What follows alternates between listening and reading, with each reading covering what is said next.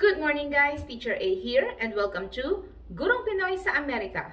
So for today, ang lesson natin ay about factoring polynomials.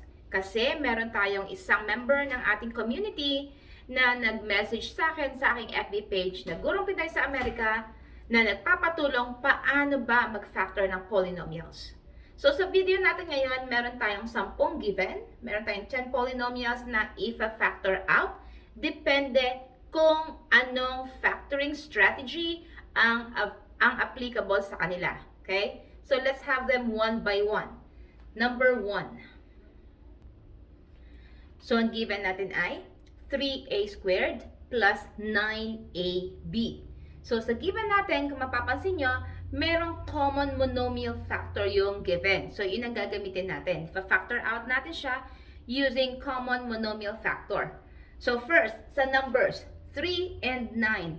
Saan ba pwedeng i-divide yung 3 and 9? Ano yung common sa kanila? So, that's 3. So, sulat natin, 3. And then, sa letters, ano yung common sa dalawang terms natin? That's letter A. Yan. So, ito yung common monomial factor natin. Ilalabas natin siya. So, kapag sinabing ilalabas, nasa labas ng parenthesis. And then, i-divide natin isa-isa yung terms by our common monomial factor. So, 3a squared divided by 3a. So, si 3 tsaka si 3 makakancel out. So, sulat ko lang ha. So, 3a squared divided by 3a. Si 3 tsaka si 3 makakancel out because that's equal to 1. May dalawang a sa taas, may isang a sa baba. Pag kinancel ko to, may matitira pang isang a sa taas. So, therefore, this is a. And then, 9ab divided by 3a. So, 9 divided by 3 is 3. And then, si a sa taas at si a sa baba makakancel out. So, ang matitirang variable or letter ay b.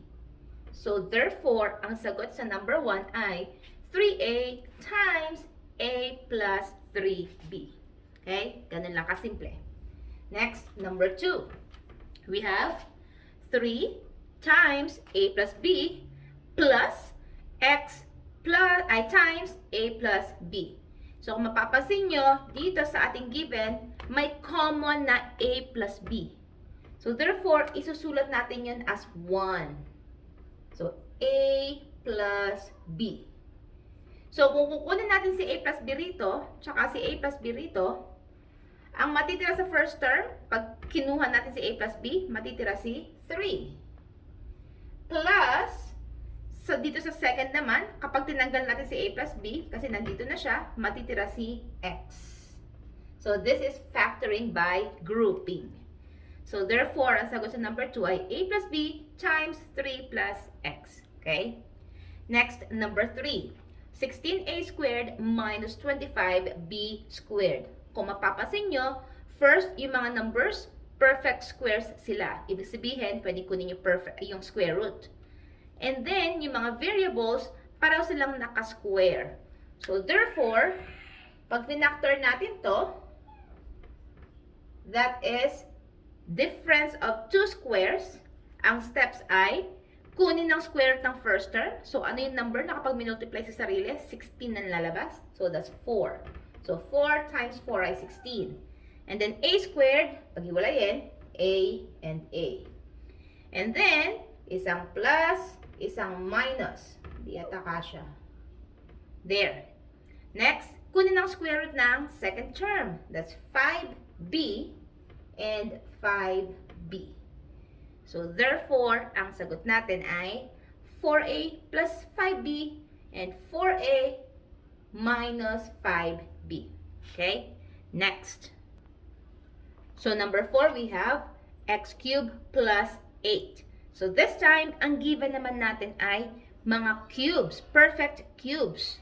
So, we have here sum of 2 cubes. Paano siya ipa-factor out? First, kukunin natin yung cube root ng x cube. So, kopyahin si x. And then 3, because that's cube root of x cube, makakancel out na yung root, yung exponent tsaka yung root, matitira si x. Okay? Then plus This time, cube root ng 8. Mag-isip ng number kapag minultiply sa sarili ng 3 beses, ang lalabas ay 8. So, that's 2. Ito na ba ang sagot? Not yet. So, susunod na step ay dito na nakabase sa ating binomial na answer. So, square the first term. X times x is x squared. Next step, multiply the first by the second and then get the opposite sign. 2 times x ay 2x. Opposite is negative 2x. And then last step, square the last term. 2 times 2 ay 4. So, therefore, ang sagot natin ay x plus 2 times x squared minus 2x plus 4. Okay? Next, number 5. A squared plus 14a plus 49. This time, ang given natin ay perfect square trinomial. So, paano natin kukunin yung factors niya? So, first step, since perfect square siya, kukunin lang natin yung square root ng first term. So, a squared, that's a. Bakit? A times a ay a squared. Next, square root ng last term. Ano yung number kapag minultiply sa sarili? 49 ang lalabas. So, that's 7. And then, quantity squared. Ibig sabihin, yung sagot dito, a plus 7 times a plus 7. Okay? Next, number 6. 3a squared minus 75. So, first, kunin natin yung common monomial factor niya. Kasi, sa first term, pwede natin kunin si 3. And then, si 75, pwede rin siyang i-divide by 3. So, ilalabas ko si 3, yung common monomial factor. So, 3a squared divided by 3, maka-cancel out si 3, matitira si a squared. Then, minus 75 divided by 3 ay 25. Yan. Final answer na ba? Not yet. Kasi si a squared minus 25 ay pwede pa rin i-factor out. Factorable pa rin siya.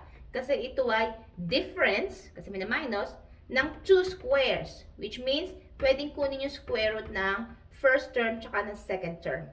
So, paano yon? Kunin uli natin yung 3. Kasi kasama talaga siya sa factor. And then, yung given na binomial, ifa-factor out natin. First step, kunin yung kunin yung square root ng a squared. So, that's a and a. A times a ay a squared. Minus to, so therefore, isang plus, isang minus yung minumultiply. Or isang positive at isang negative. Anong square root ng 25? That's 5. 5 times 5 ay 25. So, therefore, ang sagot natin sa number 6 ay 3 times a plus 5 times a minus 5. Okay? Next.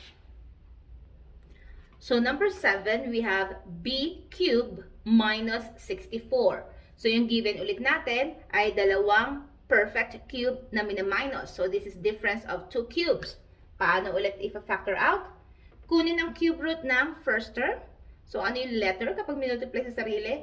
Ng 3 beses, b cube ang lalabas. So, that's b. Kasi b times b, b squared times b, b cube. Then, minus, okay lang siya. Ano yung cube root ng 64? Ibig sabihin, mag-isip ng number kapag minultiply sa sarili ng 3 beses, 64 ang lalabas. So, that's 4. Kasi, 4 times 4 ay 16, times 4 ay 64. Final answer? Not yet. Kasi, meron pa tong trinomial, na ang trinomial base sa given na binomial. First step, kunin ang square ng b. Ibig sabihin, i-multiply ang b sa sarili. b times b ay b squared. Second step, multiply the first by the second. b times 4 ay 4b. And then get the opposite sign. Since this is negative, magiging positive yon. 4b. And then last step, multiply the second term by itself. Negative 4 times negative 4 ay positive 16. So therefore, ang sagot natin ay b minus 4 times b squared plus 4b plus 16. Okay? Next, number 8. A squared minus a minus 20. So ang given natin ay quadratic trinomial. So para ma-factor siya, gawa tayo ng dalawang Binomials. Yan. So, kunin natin yung factor ng first term. A squared. So, that's A times A. A times A ay A squared. Next, ano yung number dito?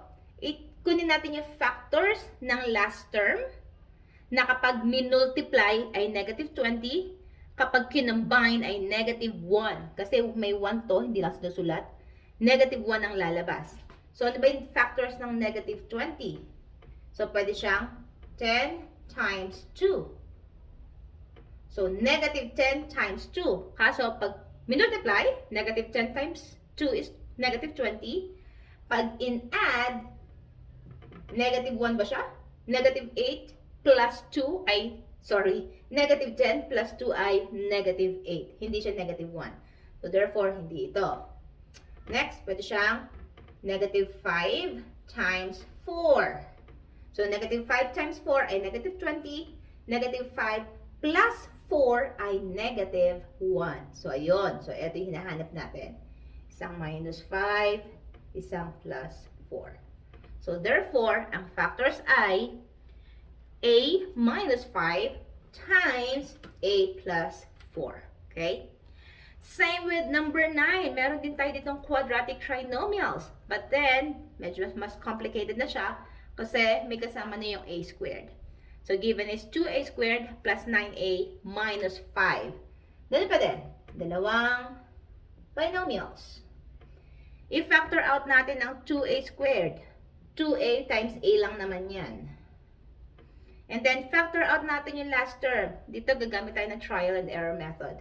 Negative 5. Ano yung dalawang numbers na kapag minultiply ay negative 5? So, that's just negative 5 times 1, di ba?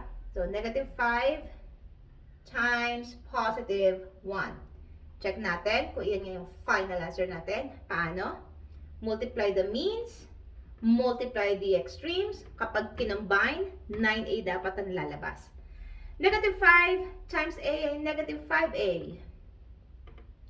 2A times 1 ay 2A. Pag pinag-combine, negative 5A plus 2A ay negative 3A. Negative 3A ba yung nasa gitna? Hindi. So, therefore, mali itong factors natin. Pagbalik rin natin. Dito si 1, dito si 5. Yan. Try natin.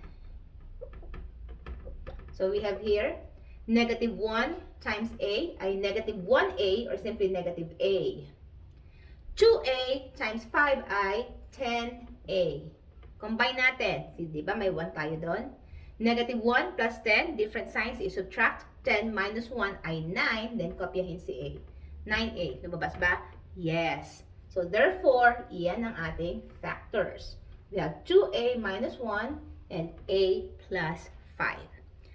Last one, 15A squared plus 20A. Base sa given, we can factor this out using the common monomial factor.